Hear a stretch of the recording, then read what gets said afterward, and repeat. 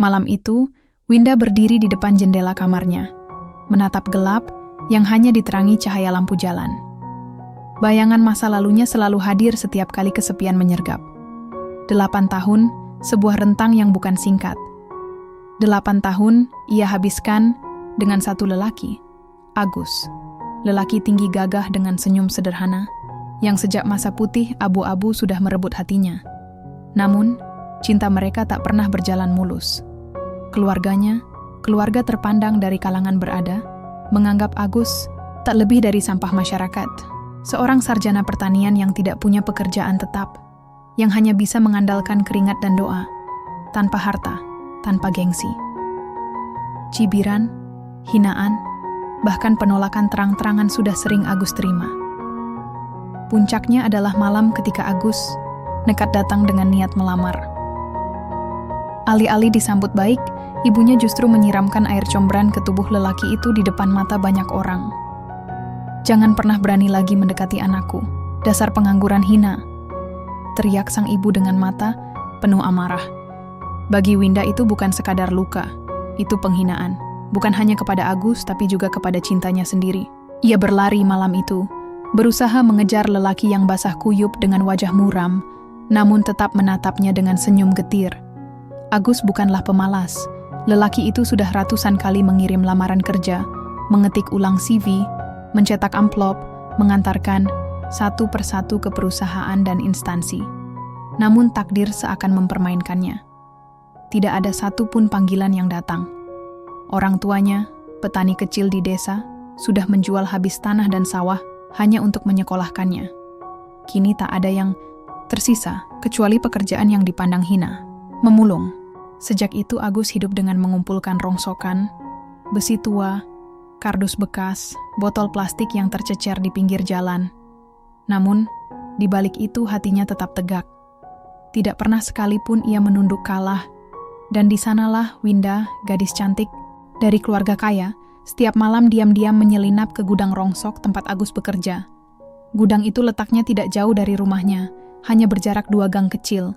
Begitu malam mulai gelap, ia melangkah hati-hati, melewati lorong sepi, lalu mengetuk pintu kayu reyot itu.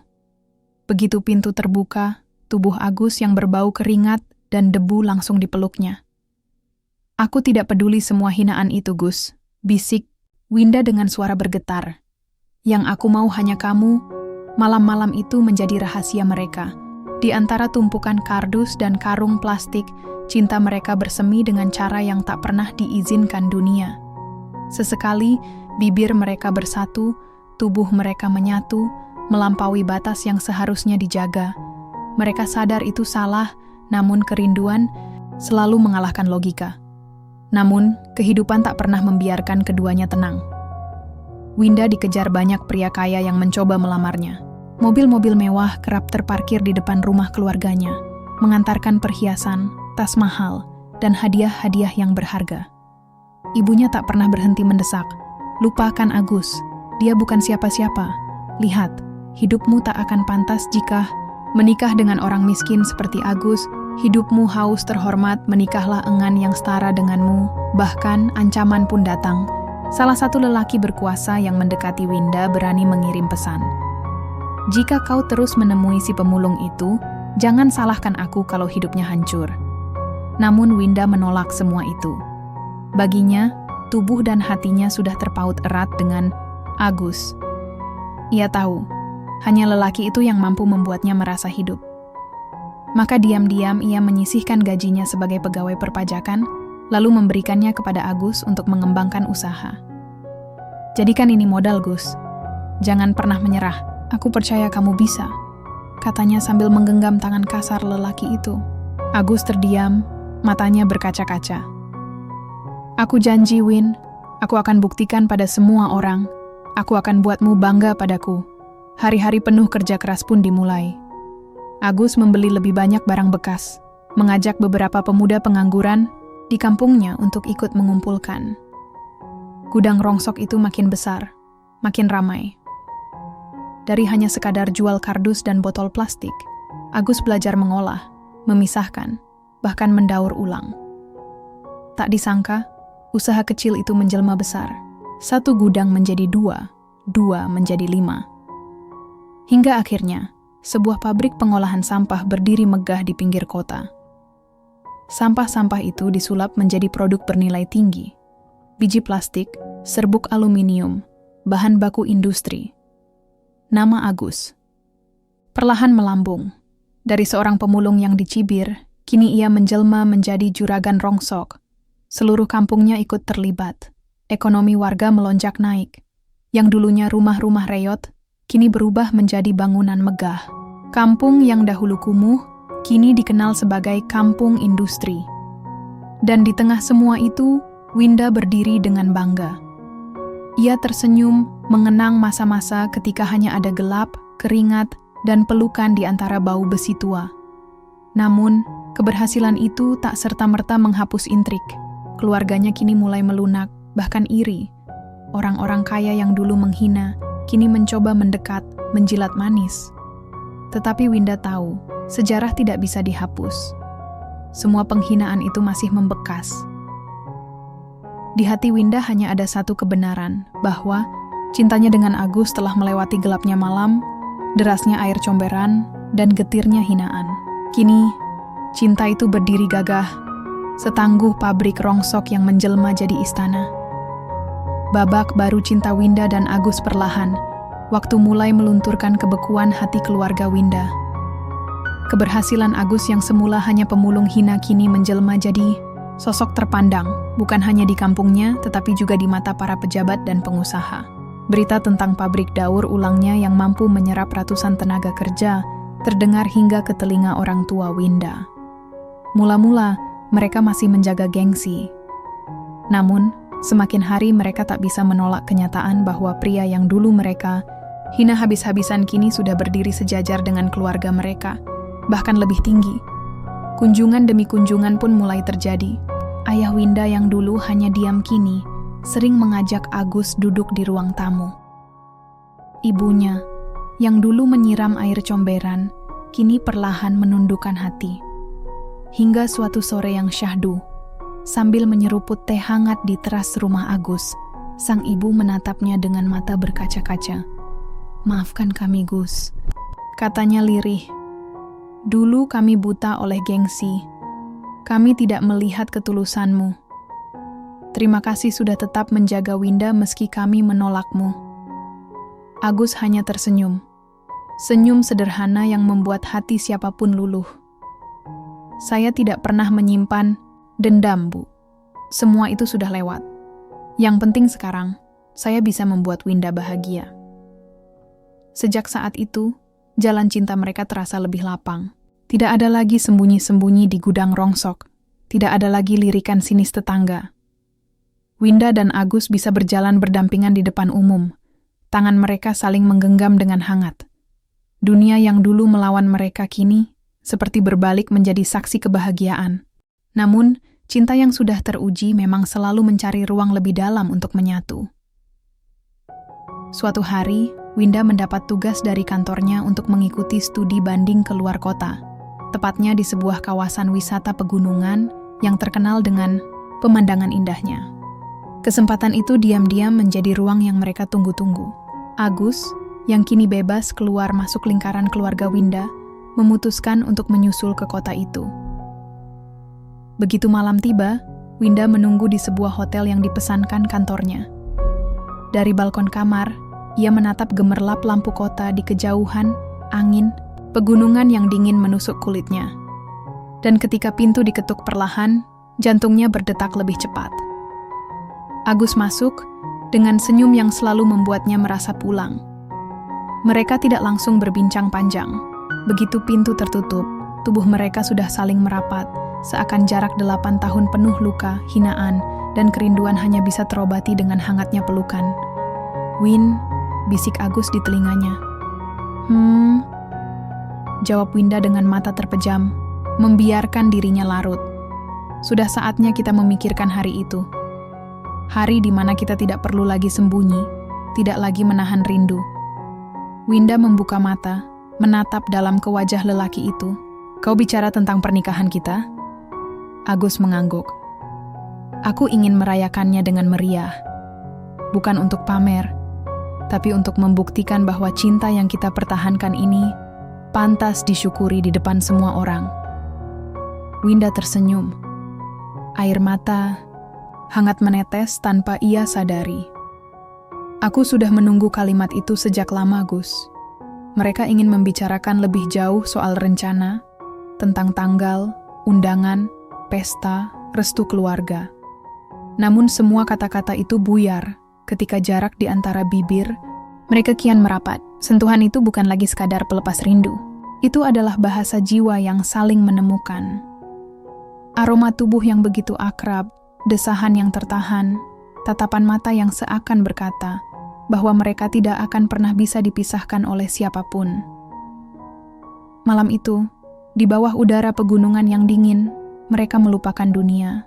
Selimut hanya jadi saksi bahwa dua insan yang bertahun-tahun menahan diri kini kembali melebur dalam rasa yang tak bisa lagi dibendung.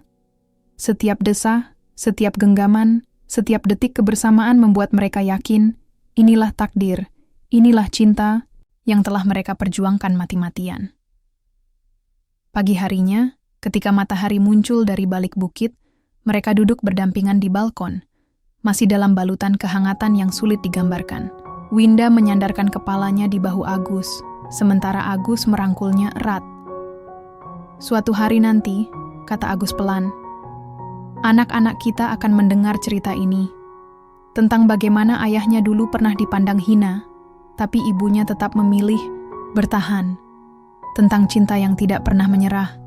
Winda tersenyum, memejamkan mata, merasakan detak jantung lelaki yang ia cintai. Aku tidak butuh apapun lagi, Gus. Asalkan ada kamu, dunia sudah terasa cukup.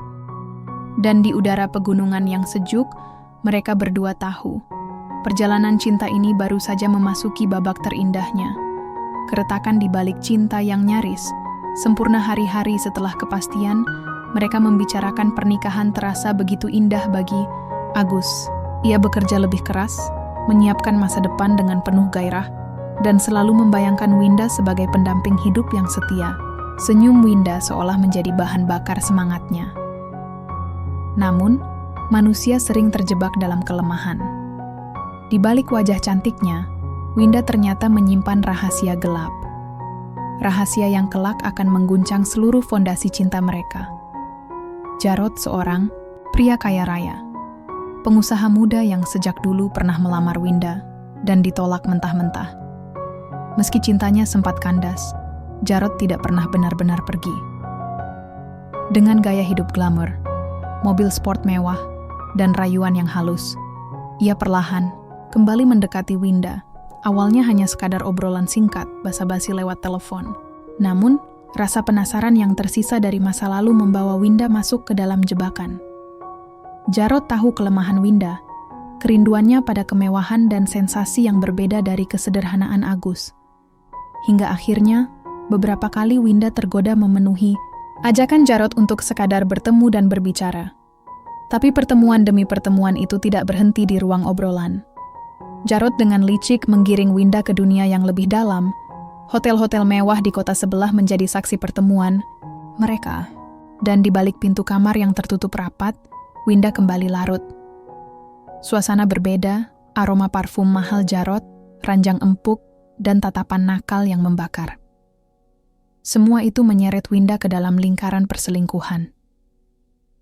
Suatu sore, Agus tanpa sengaja melihat Winda masuk ke dalam mobil sport berwarna merah menyala, milik Jarod. Dadanya langsung sesak. Ada rasa tak percaya, namun matanya tidak bisa berdusta. Dengan hati hancur, Agus menyalakan motornya dan mengikuti dari jauh. Perjalanan itu membawanya ke sebuah hotel mewah di kota sebelah. Agus memarkirkan motornya jauh dari pintu masuk, menyelinap, dan mengamati dari balik kaca.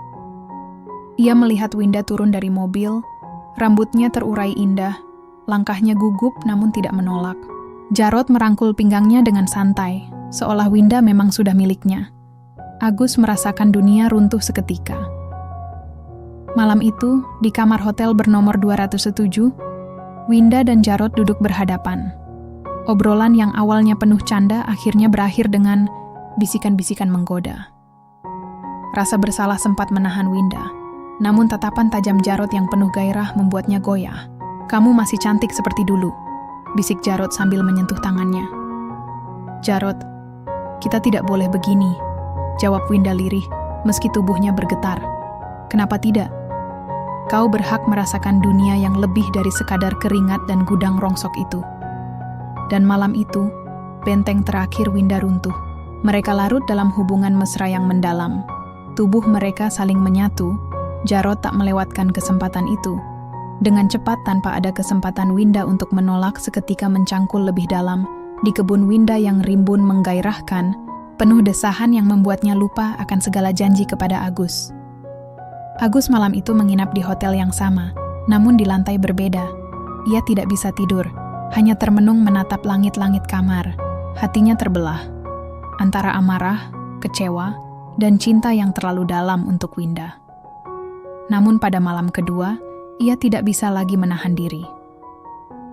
Ia berjalan dengan langkah berat menuju kamar 207, tempat yang ia yakini menjadi sarang pengkhianatan. Tangan kasarnya mengepal, lalu menghantam pintu hingga terbuka paksa. Brak!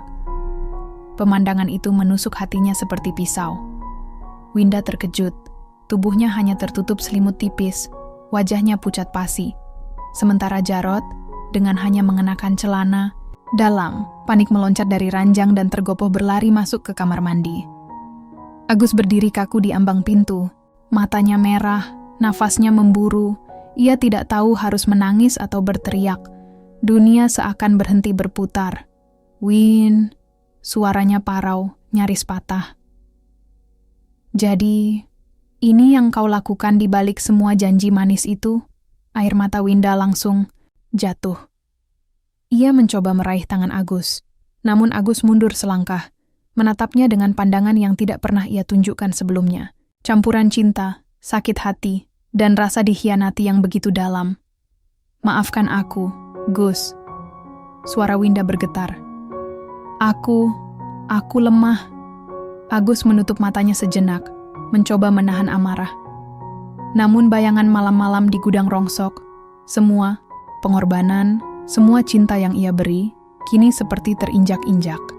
Kamar itu menjadi saksi bagaimana cinta agung yang mereka bangun mulai runtuh. Pelarian seorang hati yang terkoyak, Agus keluar dari kamar itu dengan langkah terhuyung. Dadanya sesak, wajahnya pucat, dan matanya kosong. Winda memanggil-manggil namanya sambil terisak, tapi Agus tak menoleh lagi. Pintu kamar hotel itu tertutup, dan bersamanya tertutup pula satu babak kehidupan yang selama ini ia perjuangkan dengan seluruh jiwa raganya. Malam itu ia berjalan tanpa arah di jalan kota yang ramai. Lampu-lampu neon terasa menyilaukan, mobil-mobil mewah terasa menghina, dan setiap tawa orang-orang yang lalu lalang seperti pisau yang menusuk telinganya. Ia sudah punya segalanya. Pabrik, harta, kehormatan, bahkan kampung yang kini menyanjungnya sebagai pahlawan. Tapi semuanya terasa kosong. Yang ia inginkan hanyalah satu, Winda.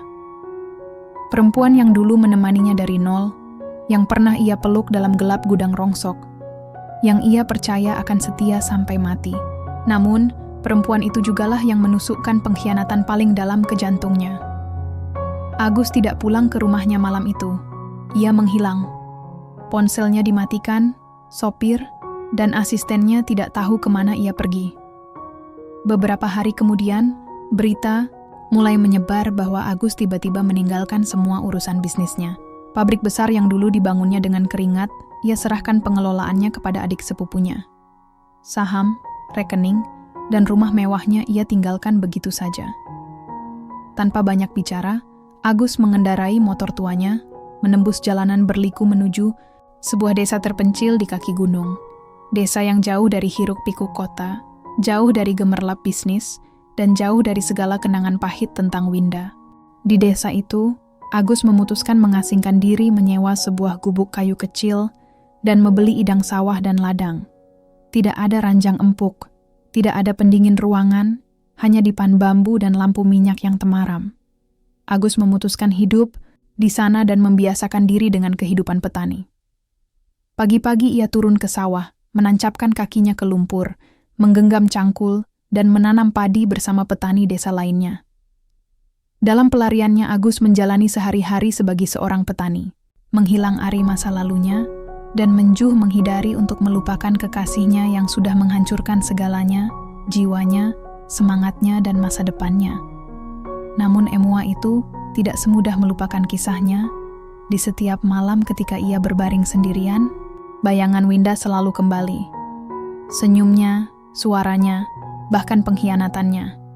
Luka itu belum sembuh. Kadang ia termenung menatap langit gelap dan bergumam, "Kenapa, Win? Kenapa harus kau khianati aku setelah semua yang kita lewati?" Air matanya jatuh bercampur dengan dingin malam desa. Orang-orang desa memandang Agus sebagai orang asing. Ada yang heran, mengapa seorang pria berpendidikan tinggi dan berwajah tampan memilih hidup sengsara sebagai petani. Namun Agus tidak pernah menjelaskan. Baginya, semua gemerlap dunia sudah tidak berarti. Ia hanya ingin hidup sederhana, membiarkan waktu dan kesunyian menyembuhkan hatinya. Hari-hari berlalu, dan sedikit demi sedikit ia mulai diterima oleh warga desa. Ia ikut ronda malam, ikut kerja bakti, bahkan ikut mengajari anak-anak membaca dan menulis di surau kecil. Kehadirannya membuat desa itu perlahan berubah, meski Agus sendiri tidak pernah lagi berpikir soal kejayaan. Di hatinya hanya ada satu niat, menebus luka dengan kesederhanaan. Namun cerita cinta tidak pernah benar-benar usai. Winda, yang kemudian menyadari betapa fatal kesalahannya, mulai mencari Agus. Ia mendengar kabar bahwa pria itu menghilang ke desa terpencil, meninggalkan segalanya. Rasa bersalah menggerogoti dirinya. Dan di kejauhan, dalam kesunyian sawah yang hijau, Agus menanti. Bukan menanti Winda kembali, melainkan menanti apakah hatinya masih mampu mencintai setelah dikhianati. Pertemuan kembali di desa sunyi hari itu, langit mendung di atas desa terpencil tempat Agus mengasingkan diri. Ia baru saja pulang dari sawah, bahunya basah oleh keringat, tangannya kotor lumpur. Sederhana, tetapi justru ketenangan itulah yang membuatnya bisa bernapas setelah sekian lama merasa sesak. Namun sore itu, sebuah mobil hitam berhenti di jalan tanah di depan gubuknya. Agus sempat tidak peduli, sampai suara langkah tergesa menghampiri, lalu terdengar panggilan yang begitu familiar. "Gus." Agus menoleh. Dunia serasa berhenti berputar. Di hadapannya berdiri Winda, cantik, anggun, tapi wajahnya penuh sayatan. Luka batin. Matanya sembab, tubuhnya tampak rapuh. Dengan tangan gemetar, ia mencoba mendekat. "Gus, maafkan aku." Agus hanya diam. Matanya menatap lurus, kaku, dingin. Hatinya bergetar, tapi bibirnya tidak sanggup mengucapkan apapun. Winda meneteskan air mata. Ia berlutut di depan Agus, tak peduli tanah becek mengotori gaun yang dipakainya.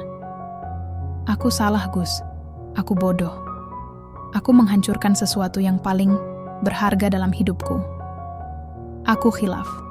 Aku tergoda dengan Jarod, dengan semua kemewahan yang sebenarnya tidak pernah bisa menggantikanmu." Agus menarik nafas panjang. Ia memalingkan wajah, menahan air mata yang hampir pecah. "Kenapa, Win? Kenapa setelah semua yang kita lewati, kau tega lakukan itu?" Suara Agus bergetar, tapi mengandung perih yang dalam. "Karena aku lemah, Gus," jawab Winda lirih.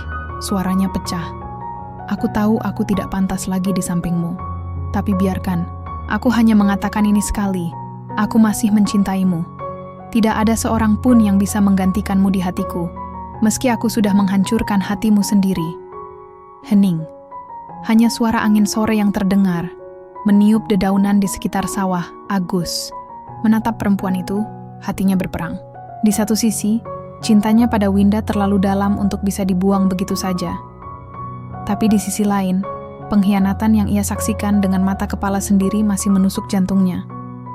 "Win," Agus akhirnya berkata, suaranya berat. "Cinta itu bukan sekadar kata. Kau bilang kau mencintaiku, tapi kau juga menyerahkan cintamu pada orang lain. Bagiku, itu bukan cinta. Itu pengkhianatan." Winda terisak. Aku tahu, Gus. Aku tidak meminta kau menerima aku kembali. Aku hanya ingin kau tahu, aku menyesal, aku akan menunggu. Meski seumur hidup, aku akan menunggu sampai kau bisa memaafkanku. Air mata menetes di pipi Agus. Ia berbalik, melangkah masuk ke gubuk kayunya tanpa berkata apa-apa lagi. Pintu ditutup, meninggalkan Winda menangis di luar. Sejak hari itu, Winda sering datang ke desa. Ia mencoba membantu warga dengan menyumbang dana, ikut kerja bakti, bahkan belajar menanam padi. Semua hanya demi bisa dekat dengan Agus, meski pria itu selalu menjaga jarak. Warga desa sering berbisik, heran melihat perempuan kota secantik itu mau berlama-lama di desa sederhana. Mereka mulai tahu kisah cinta yang rumit di antara keduanya. Agus sendiri semakin terjebak dalam dilema. Setiap kali melihat Winda bersusah payah menyatu dengan kehidupan desa, hatinya bergetar. Bagian dirinya masih ingin memeluk Winda, merasakan kembali bibirnya, membiarkan cinta itu tumbuh lagi. Namun luka itu belum sembuh. Bayangan malam di hotel itu masih terlalu jelas di kepalanya. Sampai suatu malam, di balai desa ketika lampu minyak redup, Winda mendekati Agus yang sedang duduk sendirian. "Aku tidak akan pergi, Gus," ucapnya pelan. "Aku akan terus di sini.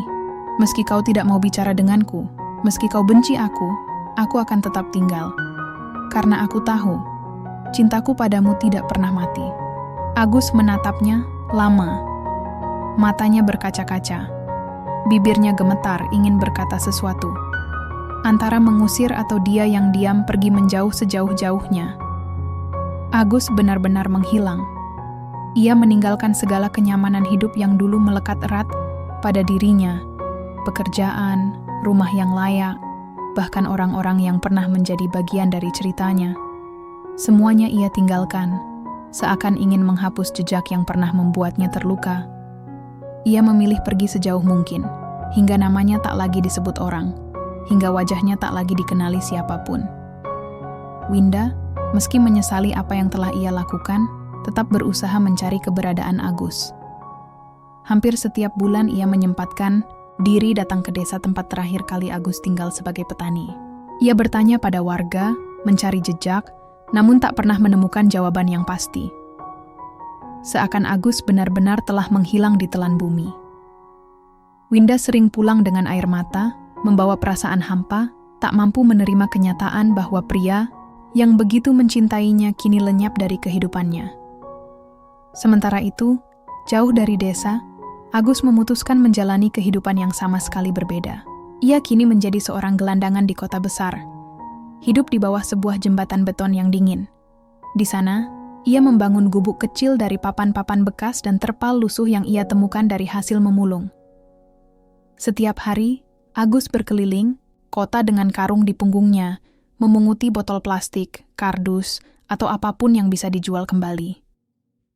Hasilnya memang hanya cukup untuk sekedar membeli makanan sederhana, nasi bungkus atau roti murah, namun baginya itu sudah cukup. Di balik penderitaan hidupnya, ada ketenangan yang mulai ia rasakan. Malam-malam panjang di bawah jembatan yang sunyi membuatnya lebih banyak merenung. Kekecewaan masa lalu, luka akibat pengkhianatan, serta semua penyesalan, ia coba ikhlaskan perlahan. Dalam kesepian, Agus semakin dekat dengan Allah. Ia mulai rajin melangkahkan kaki ke masjid terdekat setiap kali azan berkumandang.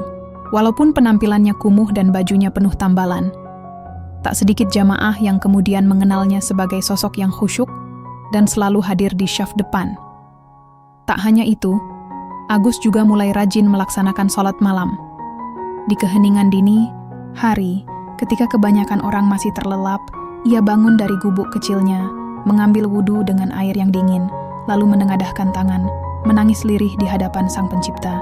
Dalam sujudnya, ia memohon ampun atas segala khilaf yang pernah ia lakukan di masa lalu, baik dosa yang disadari maupun yang tidak. Ia juga memohon agar hatinya dikuatkan, agar kekecewaan yang begitu dalam dapat terhapus oleh cahaya iman. Seiring berjalannya waktu, wajah Agus mulai terlihat teduh. Walau hidupnya sederhana, bahkan terbilang miskin, ada ketenangan yang terpancar dari sorot matanya. Orang-orang di masjid mulai mengenalnya sebagai pria yang rendah hati dan rajin beribadah. Beberapa bahkan sering memberinya makanan atau pakaian layak. Namun Agus selalu menerimanya dengan hati-hati, tak ingin dianggap bergantung pada belas kasihan orang lain. Dalam hati kecilnya, Agus sesekali masih teringat pada Winda. Senyum lembutnya, janji-janji yang pernah mereka rajut bersama, serta luka besar akibat pengkhianatan yang tak pernah ia duga. Namun kini, kenangan itu sudah tak lagi membuatnya marah. Ia belajar menerima bahwa hidup memang penuh ujian.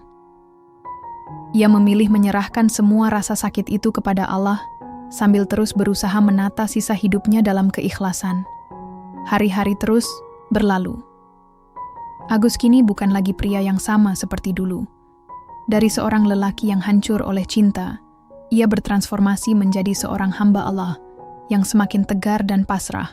Ia tidak lagi mengejar gemerlap dunia, melainkan ketenangan hati dan kedekatan dengan Tuhannya.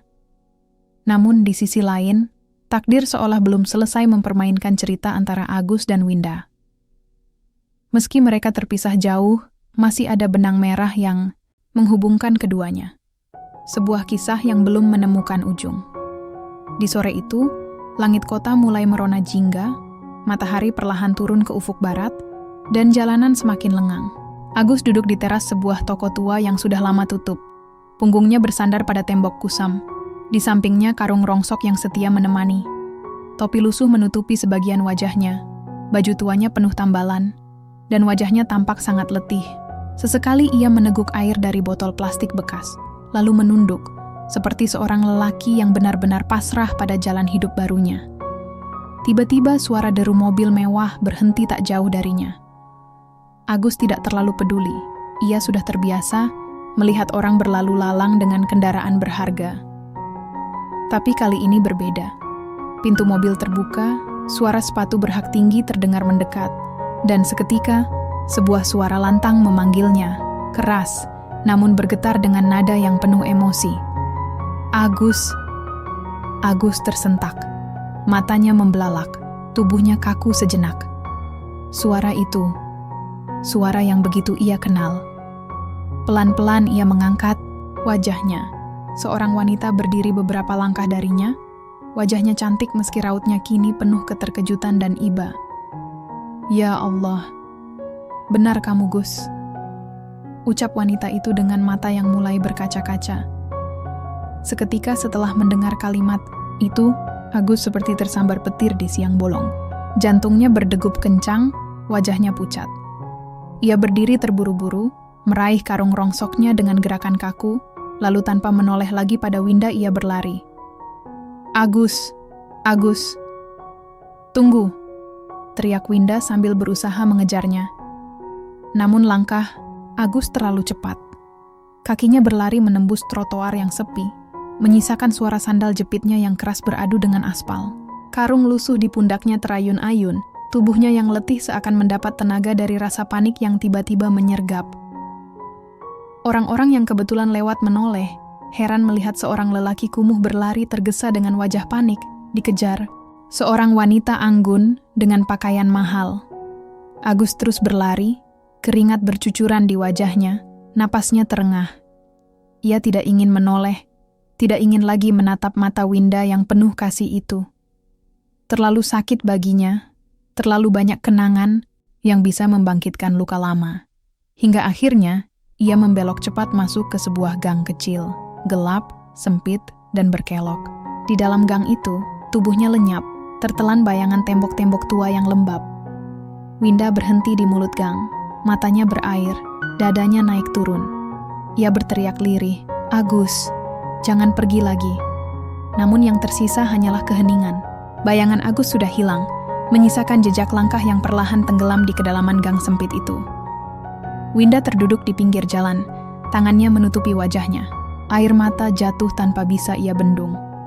Sementara di dalam gelapnya gang, Agus bersandar pada dinding kusam, terengah, berusaha meredam gejolak hatinya. Maafkan aku, Win, tapi aku tidak boleh lagi terikat dengan dunia lamaku.